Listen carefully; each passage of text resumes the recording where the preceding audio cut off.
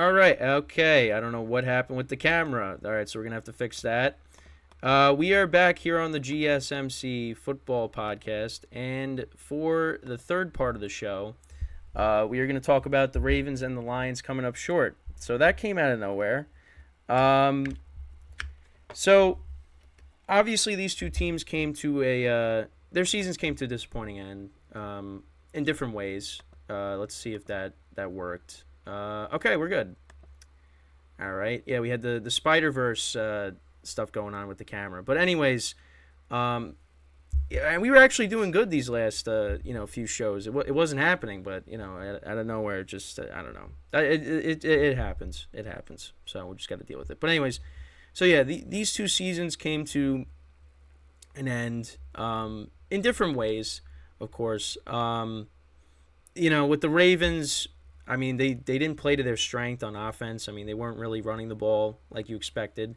With the Lions, again, they were overly aggressive at times.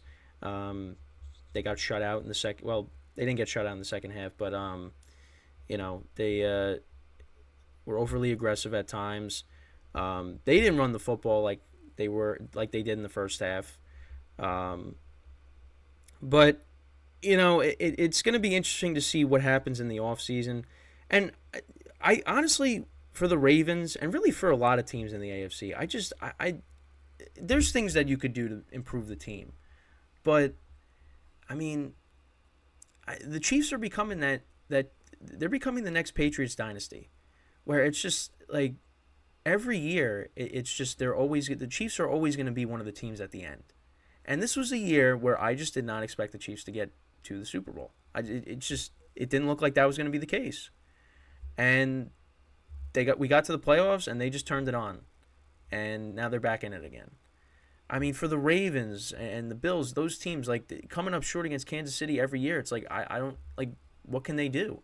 I mean, the Ravens, this team was loaded from top to bottom. They surrounded Lamar Jackson with more playmakers, with Zay Flowers, and you also bring in Odell Beckham Jr., who's not the same player he once was, but again, like that's an improvement over what they've had.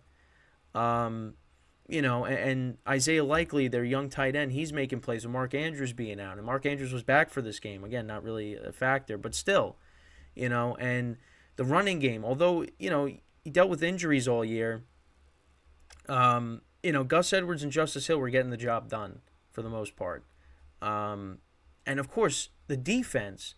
I mean, how many times have people said every time the Ravens and the Chiefs would face off, well, they got, the secondary's not good and injuries. Now you had this loaded defense, which came to play yesterday. I mean, that defense got stops when they had to. After the first two touchdown drives, the Ravens defense was unbelievable. I mean, yeah, then the Chiefs kicked another field goal. But still, you held the Chiefs, you shut the Chiefs out in the second half. And when the Chiefs had to make plays, then they did. When they had to ice the game, they did. That's the thing. That's the other thing too. Like they did not give the Ravens anything. They were like, we're just gonna, our defense is playing well, so we're not going to, risk anything. And until the Ravens start doing things on offense, we'll start opening up the offense again. So we're just gonna play conservative, and that's what they did. And again, the Ravens defense, they played well.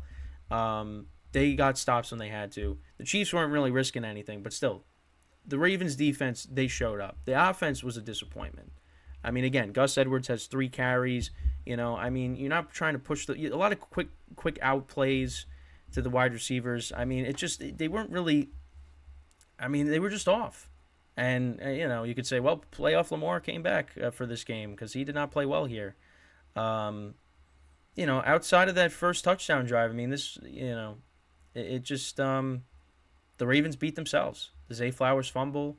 They had opportunities to get, Justin Tucker to make a couple more field goals, but it just didn't happen, And I don't know where you go from here. I don't, because you had it. You were the number 1 seed. You had the game at home. You have a great defense. Lamar Jackson, MVP candidate. Probably going to win the MVP. And you come up short. So to be honest, I don't really know what you do. I really don't know what you do for the Ravens. I mean, obviously, you want to keep all these guys together and try to run it back next year. Because, if this team's healthy next year, they're going to be back in this spot again. They'll be in the playoffs. But, next year, again, the conference is going to be better. The conference is going to be better. It's was competitive this year. It's going to be competitive next year. Because you're going to have Joe Burrow coming back. The Browns hopefully get a healthy Deshaun Watson back. The Steelers are going to be there. The Colts and the Texans, they're not going anywhere. You think the Jags are going to be better. I mean, you look at the AFC West. I mean, we'll see what the Broncos do. The Chargers just brought in Harbaugh to be their next head coach. The Raiders played better in the second half. I mean, listen, I think the Ravens are better than a lot of these teams. But still, conference is going to be more competitive. And the Chiefs, listen, Lamar Jackson said it, in not recently, but at least I don't think it was recently. I think it was one of the previous meetings. But yeah, the Chiefs are their kryptonite. I mean, you go back to the last matchup before this one. Listen, the Ravens won that game, but the Chiefs kind of gave that game away. Again, Clyde Edwards-Helaire doesn't fumble the ball at the end of that game. I'm pretty sure, the Chiefs, they get into field goal range. Harrison Butker kicks a field goal. And, that Chiefs win that game and they win here. Lamar Jackson is winless against Patrick Mahomes. And this was the best team that he has had so far. And couldn't get it done.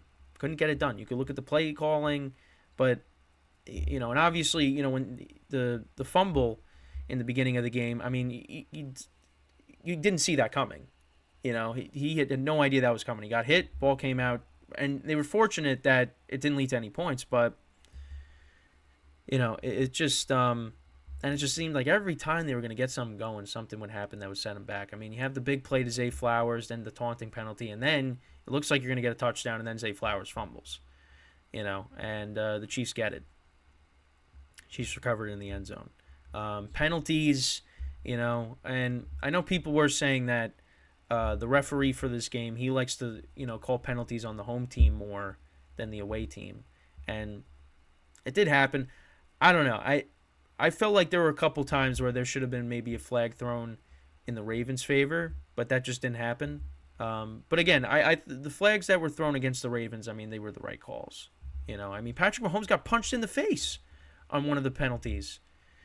It's just the Ravens were not disciplined. And again, they beat themselves yesterday. You could say whatever you want about the script and all this, but no, the Ravens beat themselves. Lamar Jackson did not play well in this game. They didn't run the football.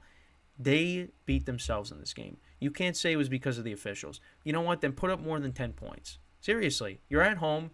You've been great all year. Put up more than 10 points. And you couldn't do that. You could not do that. So, I'm kind of at a loss of what the Ravens can do. You had a good team this year. You had the team to get it done. Came up small. So, yeah, I mean, we'll see. I mean, this team, if they're healthy next year, they're going to find themselves back in this position. But, it's the Chiefs are their kryptonite. That's what, and Chiefs are a lot of teams' kryptonite in the postseason, except for the Bengals. So, the Ravens come up short. We'll see what happens for next year. And then on the Lions side, there's a couple of things that obviously the defense is something that I think they got to prioritize, adding some more talent there, maybe getting another receiver. Again, we saw what Jameson Williams can do, that big play to open up the game yesterday, but we're looking for that consistency out of him. Obviously with the running game, I mean, David Montgomery and Jahmyr Gibbs, a great 1-2 punch for them. And obviously they have their quarterback in Jared Goff. The Lions are going to be a good team next year. The one thing is, though, and they said this on the broadcast, so Ben Johnson, the offensive coordinator for the Lions, I don't want to get him confused with the other offensive coordinator that was with the Eagles, Brian Johnson. There's Brian Johnson and Ben Johnson. Ben Johnson for the Lions. So it looks like he's the favorite to get the Commander's job. So they're going to lose him. And that's, I mean, listen, we look, and I just talked about the Eagles. You saw what happened when the Eagles lost their coordinators. You lose him. What's the Lions offense going to look like next year? Is it going to take a step back? I mean, I still think they're going to be a good team. Although their division is going to be more competitive, you would say. The Bears improved towards the end. Look at what the Packers were able to do, making the playoffs, winning a playoff game, getting to, having the, almost defeating the 49ers. We would have had a 49ers Lions NFC Championship game if the Packers held on. And that would have been at Ford Field. And then, of course, the Vikings, if they bring back Kirk Cousins, it's going to be a competitive division next year. It is. But, like I said, I think the defense needs some work, but also I think Dan Campbell needs to adapt a little bit. Listen, I love Dan Campbell as a head coach. I'm happy. I'm really happy with what he's been able to do for the Lions organization. The fact that they got to the NFC Championship game is unbelievable. They really turned this team around. Him and Jared Goff and the front office as well. They've done an excellent job. But you got to be able to adapt a little bit. You got to swallow your pride. You got to take the points in some spots, because this could lead to your downfall. This can, because I said I brought up Brandon Staley because, again, Brandon Staley did not get nearly as far. I mean, he did get to the playoffs, but they collapsed. Did not get as far as Dan Campbell has, and the Lions have been a better team than the Chargers. Well, at least this year they were, but they got to a championship game. But listen, that stuff can come back to bite you, man. That could get old, and that could cost you games, and before you know it, you're going to be in a tailspin.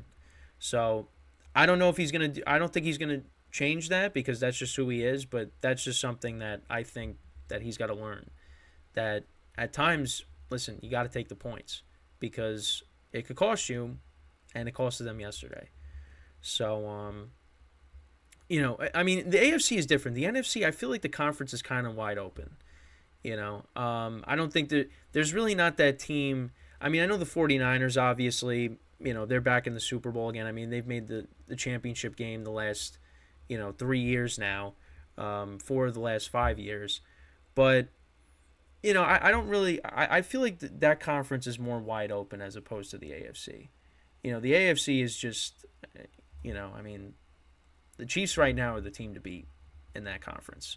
And, they've won their Super Bowls. On the other side, that really hasn't been the case. I mean, you had the Bucks with Brady, the Rams with Stafford. But it just seems like, it's a different team each year, pretty much, getting back to the Super Bowl. So, right now in the AFC, it's different. It's like, all right, how are we going to beat the Chiefs? NFC, it's like, all right, who's it going to be this year? Even though the 49ers have kind of been like the runner-up in the NFC the last couple of years. But, I mean, the 49ers have their flaws. They do. We'll see what happens. But, yeah, I mean, for both of these teams, I mean, disappointing ends to their season. For the Lions, I mean, they had the game. This is a game they should have won, but they kind of self-destructed in the second half. Once again, they don't get that fourth down. Josh Reynolds doesn't catch that pass. I mean, the momentum just shifted. Ayuk makes that crazy catch, and then Gibbs fumbles. They get a touchdown. I mean, it's just the momentum shifted like that. It was crazy. For the Ravens, they just offensively they just could not get anything going, and they beat themselves. Penalties and mistakes, turnovers. A Lamar Jackson interception in the triple coverage, Zay Flowers fumbling. I mean, those are points. You got to score there. And it just, that was not the case. So, yeah, I mean, again, we'll see what happens in the offseason. But, hey, they both had good seasons. So, and they will, they'll be back they'll be back in this position next year. Well, I don't know about the championship, but they'll be back in the playoffs, I would say, for next year, even though that's very early to say and things can happen. But so with that, we are going to take our final break of the show. And then when we come back, we'll actually take a look at the Super Bowl, an early preview of that, 49ers, Chiefs. We'll talk about that when we come back from our final break of the show. So stick around, and we'll be right back here on the GSMC Football Podcast.